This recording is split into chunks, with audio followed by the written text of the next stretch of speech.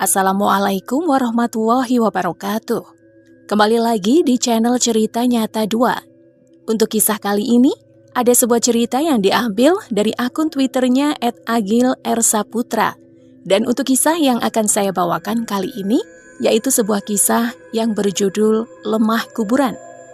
Sebelum kita masuk ke ceritanya, tekan dulu tombol like video ini, dan jangan lupa tekan juga tombol subscribe channel ini. Dan nyalakan juga lonceng notifikasinya, agar tidak ketinggalan cerita-cerita baru dari channel ini. Dan buat teman-teman yang ingin membaca langsung ceritanya, nanti silahkan saja kunjungi linknya, yang nanti akan saya sertakan di kolom deskripsi. Dan jangan lupa di-follow juga akun Twitter penulis. Dan seperti apa untuk kisah kali ini? Langsung saja kita simak berikut ini.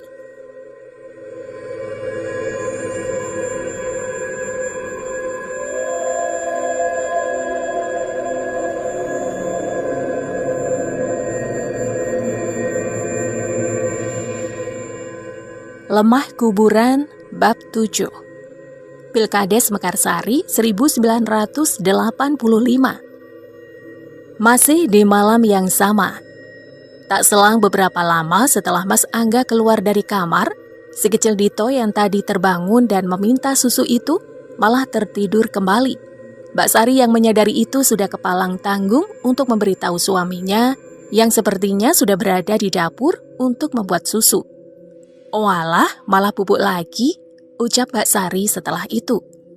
Ia yang memang masih mengantuk pun memutuskan untuk kembali merebah hingga selang beberapa lama setelah itu, barulah ia mendengar teriakan suaminya yang berada di luar.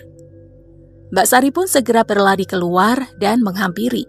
Yang tak selang beberapa lama, ayah dan ibunya juga turut menyusul. Mas Angga sudah terkapar di lantai tak sadarkan diri. Berikut juga dengan pemandangan aneh, di mana terdapat botol susu milik Dito yang tersumpal di mulutnya. "Ada apa lagi ini?" batin Pak Lurah saat itu. Mas, ucap Mbak Sari kini mencoba membangunkan suaminya itu. Disusul oleh Pak Lurah yang segera mencoba untuk mengangkat tubuh menantunya itu. "Bawa masuk ke kamar saja," kata Lurah Pawiro sembari memegangi tubuh Mas Angga. Pak Lurah, Bu Sundari, dan Mbak Sari pun bersama-sama mengangkat tubuh Mas Angga ke dalam kamar. Tubuhnya yang besar membuat mereka cukup bekerja keras untuk membawanya. Mas Angga pun segera direbahkan dan dibaui dengan minyak angin oleh istrinya. Sementara masih di ruangan yang sama, Bu Sundari tampak tengah mempertanyakan ini kepada Pak Lurah. Pak Lurah yang jengah hanya bisa bertolak pinggang menanggapi kejadian ini. Wajahnya memerah marah, darahnya mendidih, namun bersamaan dengan itu terdengar samar suara berisik lirih di depan rumahnya. "Shh, dengar tidak?" kata Pak Lurah. Dan srek, kresek. Suara berisik itu terdengar lirih di antara keheningan yang sepertinya bersumber dari depan rumah. Sejenak mereka semua saling pandang dan mencermati. Dan tidak salah lagi, suara itu memang benar-benar terdengar. "Jangan-jangan," kata Bu Sundari yang menerka bahwa suara itu berasal dari kantong plastik yang beradu. Pak Lurah yang ternyata mempunyai pemikiran sama dengan istrinya itu pun segera keluar dari kamar, seraya menyambar golok yang tergantung di tembok ruang tengah. Ia pun berjalan mengendap menuju ruang tamu. Sesampainya di ruang tamu, Pak Lurah pun langsung mendekati jendela. Dengan pelan dan hati-hati, ia sedikit menyingkap tirai untuk melihat apa yang ada di depan rumahnya. Matanya pun menerawang dan segera berhenti di suatu titik. Ternyata benar dugaan itu. Ada orang yang berada di halaman rumahnya. Orang itu kini tengah jongkok sambil menghisap rokok. "Siapa itu?" batin Pak Lurah mengernyitkan dahinya. Karena minimnya pencahayaan, membuatnya tak bisa memastikan siapa orang itu. Jantungnya berdegup kencang. Tangannya yang menggenggam golok pun sudah gemetar. Hingga Pak Lurah yang sudah tak bisa menahan amarahnya pun segera memutar kunci dan membuka pintu. "Woi, mau apa kamu?" kata Pak Lurah menyentak. Orang itu terkejut dan langsung berlari keluar. Pak Lurah melemparkan goloknya dan sepertinya sempat mengenai bagian punggungnya. Namun orang itu tetap saja terus berlari dengan sangat cepat. Pak Lurah yang sudah berumur itu pun tak mampu mengejarnya dan langsung kehilangan jejaknya. Beberapa meter saja dari jalanan depan rumahnya itu.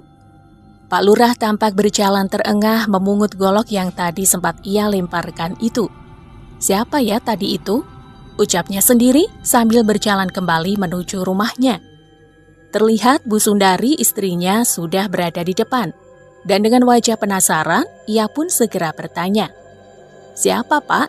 tanya Bu Sundari yang sudah berdiri menunggu di ambang pintu. "Tidak tahu, Bu. Saya belum sempat melihat wajahnya dengan jelas," jawab Lurah Pawiro yang nafasnya masih terengah. "Kismo?" tanggap Bu Sundari. "Bukan, Bu. Kalau Kismo saya hafal, kan badannya besar. Kalau ini perawakannya kurus dan kecil kok," jawabnya seraya masuk ke dalam rumah. Lurah Pawiro pun masuk dan meletakkan goloknya di meja ruang tengah. Tanpa ia sadari ada sedikit bercak darah di bilah golok itu. Istrinya yang malah tak sengaja melihat itu pun langsung bertanya. "Apa ini, Pak? Apa tadi orang itu kamu bacok?"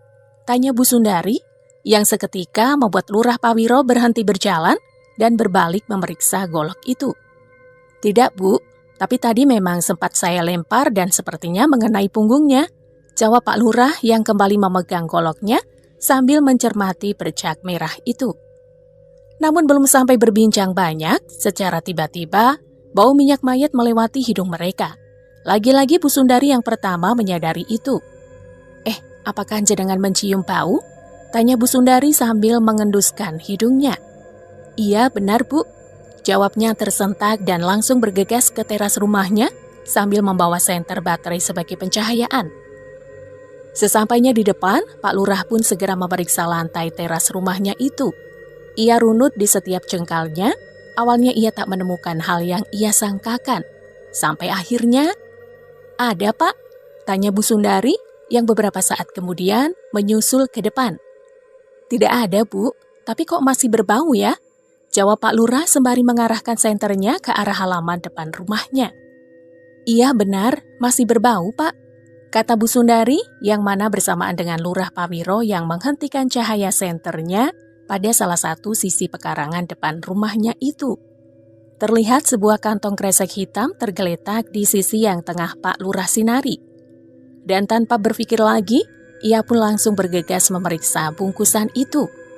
"Oh, apa itu?" batin Lurah Pawiro sambil berjalan menghampiri. Ia singkapkan bungkusan itu secara perlahan dengan pucuk goloknya dan benar saja, seperti apa yang ia kira, bungkusan itu berisi tanah basah yang berbau minyak mayat. "Wah, mulai lagi, Bu," kata Lurah Pawiro kepada istrinya dengan sedikit lantang. "Terus bagaimana ini, Pak?" kata Bu Sundari yang juga kini ikut mendekat untuk melihat bungkusan itu. "Asu," ucap Pak Lurah yang secara tiba-tiba langsung menurunkan celananya dan mengencingi bungkusan itu. Tangga Bu Sundari yang tentu heran dengan apa yang dilakukan oleh suaminya itu.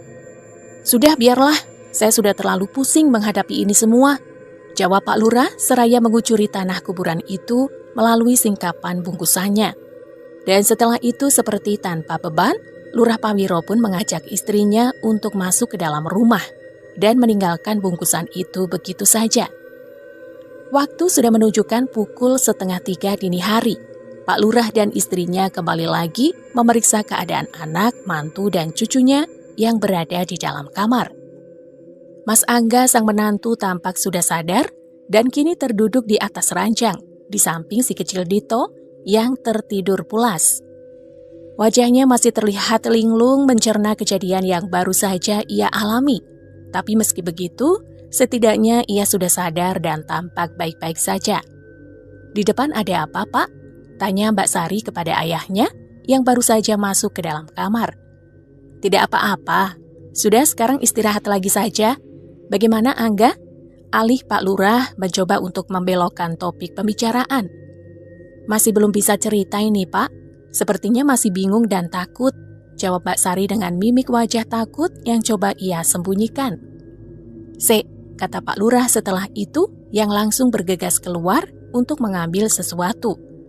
Pak Lurah pun kembali lagi beberapa saat kemudian membawa azimat dari Mbah Untung dan langsung memberikannya kepada anak perempuannya itu. Ini diletakkan saja di bawah bantal ya nak, kata Lurah Pak Wiro beberapa saat setelah anaknya memegang azimat tersebut. Sudah, sekarang semua istirahat lagi ya, sudah hampir jam 3 pagi ini, kata Pak Lurah lagi, yang tak lama setelah itu ia bersama Bu Sundari pun keluar dan kembali ke kamarnya untuk beristirahat. Sementara itu di malam yang sama, kejadian aneh, seram, dan janggal pun ternyata juga terjadi kepada yang lain. Kali ini kejadian itu dialami oleh Kadus Barjo dan Pak Sukmo Carik yang kini menjadi pemangku jabatan sementara menggantikan kepala desa di Mekarsari ini. Malam itu, sekira pukul 12:30 dini hari, Kadus Barjo yang baru saja pulang dan hendak masuk ke dalam rumahnya, sedikit dibuat kaget oleh suara panggilan dari tetangga sebelah rumahnya. Orang itu tak lain dan tak bukan adalah Pak Sukmo, sekretaris desa ini yang memang kebetulan rumahnya saling bersebelahan dengan Kadus Barjo. "Mampir, Kang?" ucap Pak Sukmo membuat Kadus Barjo seketika langsung menoleh. "Astagfirullah, Pak Carik, ngagetin saja sampean itu," tanggap Kadus Barjo. "Sinilah mampir, kita duduk-duduk sebentar," kata Pak Carik lagi. Menanggapi itu, Kadus Barjo pun terlihat sejenak memeriksa jam di tangannya terlebih dahulu, dan setelah sedikit berpikir, ia pun akhirnya berjalan menghampiri Pak Sukmo yang tampaknya sedang menyesap kopi sambil merokok di teras depan rumahnya itu. "Dari mana? Dari Pak Lurah ya?" sapa Pak Sukmo beberapa saat setelah Kadus Barjo duduk. "Iya Kang, seperti biasa toh," tanggap Kadus Barjo saat itu. "Sepurone lo, aku ratau iso melu mrono, tapi tenang wae, aku tetep dukung Pak Pawiro Atmojo kok. Hehehe." "Halah, santai aja Kang, yang penting doanya saja," jawab Kadus Barjo sembari melipat tangannya karena angin dingin yang bertiup ke arahnya. Tak selang beberapa lama kemudian, istri Pak Sukmo keluar sambil membawa segelas kopi. Ia tampak sedikit terkejut melihat Kadus Barjo yang kini duduk bersama suaminya itu. "Walah, Pak Kadus toh ternyata. Sampean kok ya ndak bilang toh Pak? Tahu begitu, tadi kan saya buatkan kopi sekalian Mas Barjo ini," katanya kepada Pak Sukmo. "Lawang baru saja datang kok." "Ya sudah toh, sana Kang Barjo dibuatkan kopi dulu," tanggap Pak Sukmo yang segera disela oleh Kadus Barjo. "Sudah toh Mbak Yu, saya tadi di tempat Pak Lurah sudah kebanyakan ngopi. Lagian tengah malam begini kok minum kopi, nanti malah nggak bisa tidur," sela Kadus Mekarwetan itu. "Nah begitu yang benar, kalau suami saya ini malah kebalik, kalau belum minum kopi malah tidak bisa tidur," tanggap istri Pak Sukmo yang mana bersamaan dengan itu, tiba-tiba semua pandangan mendadak teralihkan ke arah jalan depan rumah. "Neneknya siapa itu? Tengah malam begini jalan-jalan," ucap Pak Sukmo. Malam itu mungkin sudah hampir pukul 1 dini hari. Di jalan depan rumah, terlihat seorang nenek-nenek yang tak mereka kenali tengah berjalan dengan badannya yang sedikit membungkuk. Terdengar juga di setiap seretan langkahnya suara bakiak kayu yang tengah beradu dengan jalan desa yang kala itu masih berupa susunan batu. Suara bakiak terdengar mengiringi langkah kaki dari nenek-nenek itu. Kadus Barjo, Pak Sukmo dan istrinya terlihat memandang heran. Nenek-nenek mana yang keluar di tengah malam begini? Seperti itu mungkin batin mereka saat itu. Cetok, tok, krok. Suara bakiak itu semakin lama terdengar semakin tegas, sampai akhirnya setelah beberapa tapak, tibalah ketika irama sandal kayu itu berhenti bersamaan dengan nenek tak dikenal itu, yang kini tampak bungkuk berdiri tepat di ambang gapura kecil depan rumah Pak Sukmo. Untuk sejenak mereka semua seperti dibuat terpaku dan mencermati, tapi itu tak bertahan lama, karena beberapa detik setelah itu, secara tiba-tiba, nenek itu mengeluarkan suara tawa yang aneh. Suaranya melengking dan bila boleh digambarkan, suara itu hampir mirip rintihan anjing namun dengan jeda irama yang rapat dan cepat. Mendengar itu, istri Pak Sukmo pun seketika menjerit dan berlari masuk ke dalam rumah. Sementara itu, Kadus Barjo dan Pak Sukmo yang duduk seakan terjebak dalam diam, dengan gemetar mereka perlahan merunduk dan saling menatap di antara suara mirip rintihan anjing yang masih terdengar. Pak Sukmo dan Kadus Barjo kini tampak menutup kedua telinganya, karena suara itu sangat mengganggu dan sepertinya berhasil memberikan kepada mereka berdua sebuah rasa takut yang tidak bisa digambarkan. Entah makhluk apa itu, tapi yang jelas Pak Sukmo dan Kadus Barjo terlihat tak berdaya dan amat ketakutan dibuatnya. Beruntung pada akhirnya ada jeda di mana tawa itu sempat terhenti. Dalam degup jantung dan pikiran yang tak beraturan, mereka berdua pun perlahan mulai berani menegakkan kepalanya lagi dan saling menatap. "Apa itu tadi, Kang?" ucap Pak Sukmo gagap gemetar. Kadus Barjo hanya menggelengkan kepalanya saja dan segera meminta Pak Sukmo untuk masuk ke dalam rumahnya. "Sampean masuk saja, Kang. Saya juga akan pulang. Nanti kalau ada kejadian lagi, teriak saja. Saya pasti akan keluar," kata Kadus Barjo seraya berdiri dan hendak beranjak pulang ke rumahnya. Yo, tanggap Pak Sukmo yang turut berdiri dan berjalan menuju pintu. "Sudah, masuklah, Kang," kata Kadus Barjo lagi yang akan beranjak pergi kalau Pak Sukmo sudah benar-benar masuk ke dalam rumahnya. Hingga setelah Pak Sukmo sudah masuk dan mengunci pintu, barulah Kadus Barjo hendak mulai beranjak. Namun ada satu hal yang mendadak melintas di pikirannya dan membuatnya masih berdiri meragu, yaitu tentang wujud dan suara sosok nenek tua itu yang terasa masih terngiang hangat di dalam otaknya. Hal itu pun seketika membuatnya menjadi takut dan enggan jika harus keluar dari rumah Pak Sukmo dengan melewati gapura kecil itu. Hingga setelah beberapa saat berpikir, ia pun akhirnya memutuskan untuk melompati beteng yang menjadi pembatas antara rumahnya dengan rumah Pak Sukmo. Dengan kalimat istighfar yang Kadus Barjo ucapkan terus-menerus, ia pun berlari dan melompati pagar beteng pembatas itu. "Astagfirullahaladzim, astagfirullahaladzim, astagfirullahaladzim," ucapnya terus-menerus hingga setelah ia sampai di depan pintu dengan wajah yang sangat ketakutan, Kadus Mekar Wetan itu pun buru-buru masuk ke dalam rumahnya. Ia yang sudah berada di dalam kini tampak menyandarkan tubuhnya ke tembok salah satu ruangan di rumahnya. Tampaknya ia tengah menata kewarasannya atas kejadian yang baru saja ia alami. Kalimat istighfar masih ia ucapkan tanpa henti, hingga sedikit demi sedikit mulai mengembalikan pikirannya yang sempat kacau. Ia mengira semua keganjilan itu selesai di sini, tapi ternyata tidak. Ketika samar-samar, ia seperti mendengar ada suara yang mengisi setiap jeda kalimat istighfar yang diucapkannya. Suara itu membuat Kadus Barjo sejenak berhenti dan mencermati. Ia yang sempat sedikit tenang pun kini kembali masuk dalam ketegangan itu. Dan ternyata benar apa yang ia dengar. Karena selang beberapa detik setelah ia terdiam, muncullah suara di tengah keheningan itu. "Astagfirullahaladzim, hehehehehehe." Begitulah suara itu terdengar, membisik menirukan kalimat yang tadi Kadus Barjo ucapkan, yang mana kali ini suara itu terdengar dengan nada yang seakan-akan mengejek, ditambah lagi dengan keheningan malam itu, yang tentu membuat suara itu semakin terdengar jelas. "Ya Allah," teriak Kadus Barjo sambil berlari dan masuk ke dalam kamarnya. Melompat ke atas ranjang dan membenamkan kepalanya di balik bantal. Tolong bu," ucap Kadus Barjo dari balik bantalnya kepada sang istri yang sudah tertidur dan berada di ranjang yang sama. Tak butuh waktu lama, tampaknya sang istri langsung terbangun karena kegaduhan itu dan tentu langsung bertanya kepada suaminya tentang apa yang terjadi. "Kenapa sih, Pak?" kata istrinya.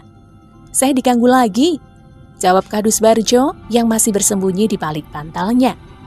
Dan disinilah kejanggalan yang tak disangka-sangka pun kembali terjadi. Diawali oleh tersingkapnya bantal yang menutupi kepala Kadus Barjo secara tiba-tiba. Harusnya secara nalar, istrinya lah yang menarik bantal itu. Tapi ternyata tidak. Karena apa yang Kadus Barjo lihat setelah bantalnya tersingkap, bukanlah istrinya, melainkan sosok nenek tua yang saat itu langsung berkata kepadanya, "Diganggu apa sih? Hehehehehe." Itulah kata yang didengar oleh Kadus Barjo sebelum ia akhirnya tak sadarkan diri. Dan Lemah Kuburan bab 7 selesai di sini. Terima kasih untuk yang sudah mengikuti hingga bagian ini. Sampai jumpa di bagian selanjutnya.